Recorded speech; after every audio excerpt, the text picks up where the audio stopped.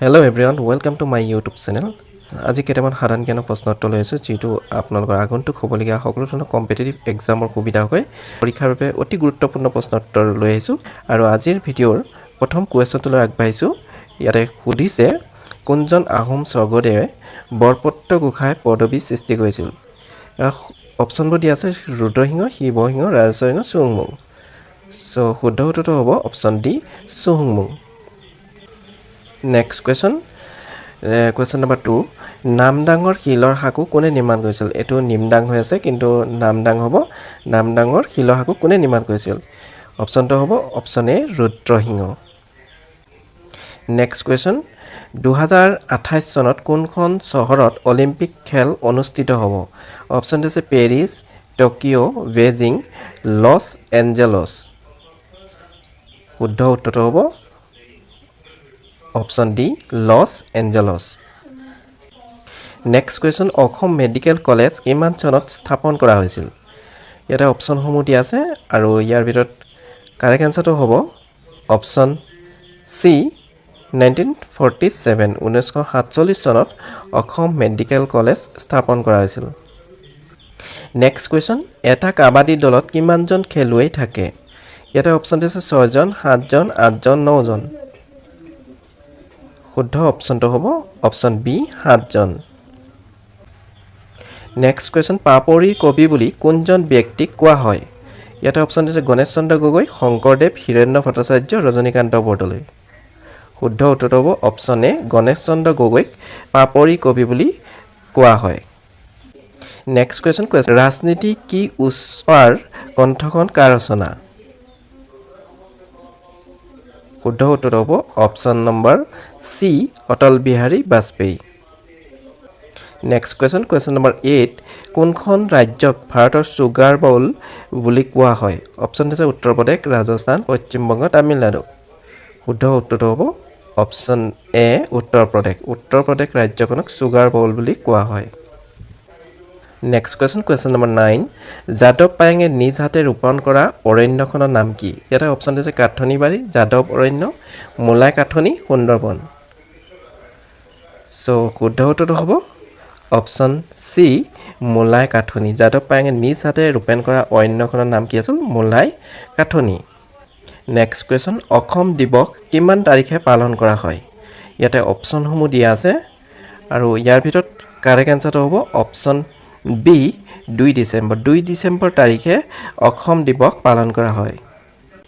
Next question number 11 কোন চনত ভাৰতৰ বন সংৰক্ষণ আইন গৃহীত কৰা হয়? ইয়াতে অপচন দিয়া আছে 1980 চনত, 1981 চনত, 1945 চনত, 1950 চনত। সো ইয়াৰ কাৰেক্ট এনসাৰ হ'ব অপচন এ 1980 চনত ভাৰতৰ বন সংৰক্ষণ আইনখন গৃহীত কৰা হয়। নেক্সট কুৱেশ্যন নম্বৰ 12 ভাৰতৰ সৰ্বনিম্ন জনসংখ্যা থকা ৰাজ্যখন কোনখন? অপচন আছে ত্ৰিপুৰা, গোৱা, ছিকিম, বিহাৰ। সো ইয়াৰে শুদ্ধ উত্তৰ হ'ব অপচন চি ছিকিম। ভাৰতৰ সৰ্বনিম্ন জনসংখ্যা থকা ৰাজ্যখন হ'ল Sikkim. Next question number 13 Kolkata উচ্চ ন্যায়ালয় কিমান চনত স্থাপিত হৈছিল? ইয়াতে অপচনবোৰ দিয়া আছে 1948 চন, 1962 চন, 1947 চনত, 1962 চনত। সো কাৰেক্ট এনসাৰ হ'ব অপচন ডি 1862 চনত। কলকাতা উচ্চ ন্যায়ালয় স্থাপন কৰা হৈছিল 1862 চনত। নেক্সট কুৱেশ্যন নম্বৰ 14 ৰাষ্ট্ৰসংঘৰ সাধাৰণ সভাৰ প্ৰথম ভাৰতীয় সভাপতি কোন আছিল? ইয়াতে অপচন আছে বিজয়লক্ষ্মী পণ্ডিত, ৰাজেন্দ্ৰ প্ৰসাদ, জৱাহৰলাল নেহৰু, নৰেন্দ্ৰ মোদী। সো কাৰেক্ট এনসাৰটো হ'ব অপচন এ বিজয়লক্ষ্মী পণ্ডিত। ৰাষ্ট্ৰসংঘৰ সাধাৰণ সভাৰ প্ৰথম ভাৰতীয় সভাপতি আছিল বিজয়লক্ষ্মী পণ্ডিত।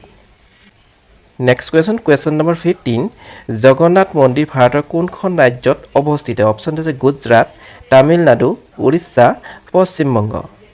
সো শুদ্ধ উত্তৰটো হ'ব অপচন চি উৰিষ্যা। জগন্নাথ মন্দিৰ ভাৰতৰ উৰিষ্যা ৰাজ্যত অৱস্থিত।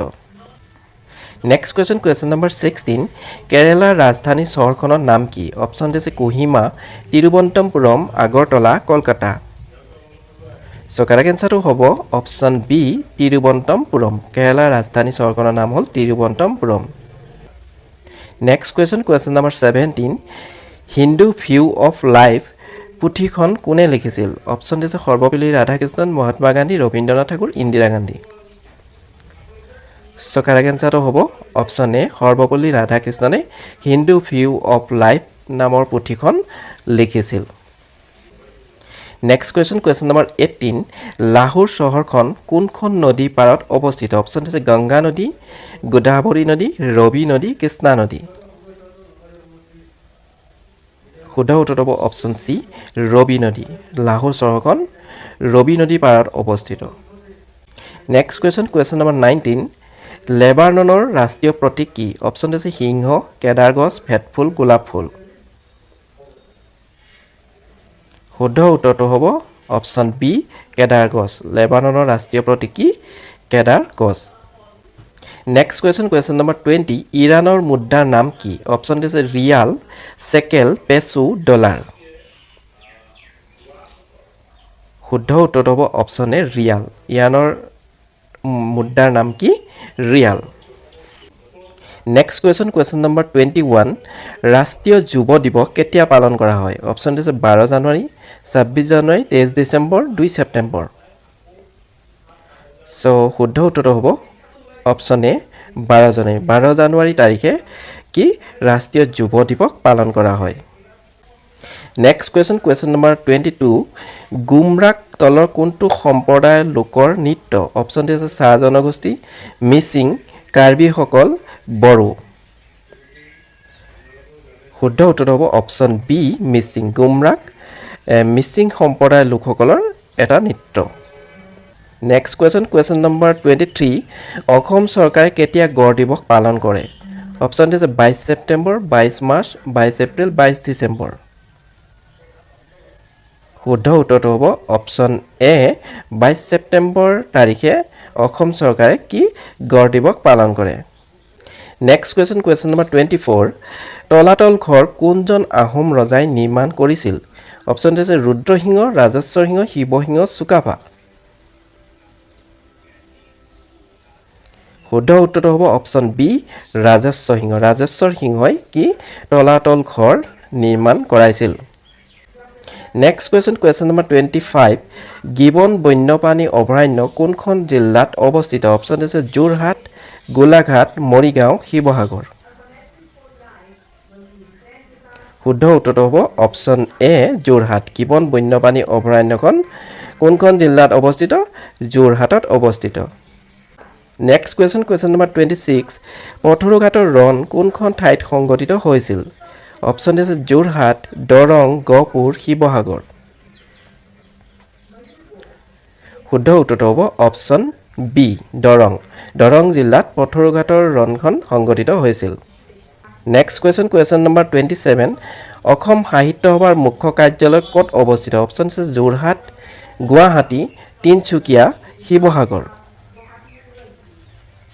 শুদ্ধ উত্তৰটো হ'ব অপচন এ যোৰহাট অসম সাহিত্য সভাৰ মুখ্য কাৰ্যালয় ক'ত অৱস্থিত যোৰহাটত অৱস্থিত নেক্সট question number 28 মহাত্মা গান্ধীয়ে প্ৰথমে কেতিয়া অসম ভ্ৰমণ কৰিছিল ইয়াতে অপচনসমূহ দিয়া আছে 1920 চনত 1921 চনত 1942 চনত 1947 চনত শুদ্ধ উত্তৰটো হ'ব অপচন বি 1921 চনত মহাত্মা গান্ধীয়ে প্ৰথম অসম ভ্ৰমণ কৰিছিল নেক্সট question number 29 কিমান চনত গুৱাহাটী বিশ্ববিদ্যালয় প্ৰতিষ্ঠা হৈছিল অপচন আছে 1948 চনত 1921 চনত 1942 চনত 1947 চনত শুদ্ধ উত্তৰটো হ'ব অপচন এ 1948 চনত গুৱাহাটী বিশ্ববিদ্যালয় প্ৰতিষ্ঠা কৰা হৈছিল নেক্সট question number 30 অসম বিশ্ববিদ্যালয় কোন ঠাইত অৱস্থিত অপচন আছে গুৱাহাটী ডিব্ৰুগড় শিলচৰ যোৰহাট শুদ্ধ উত্তৰটো হ'ব অপচন সি শিলচৰ অসম বিশ্ববিদ্যালয় ক'ত অৱস্থিত শিলচৰত অৱস্থিত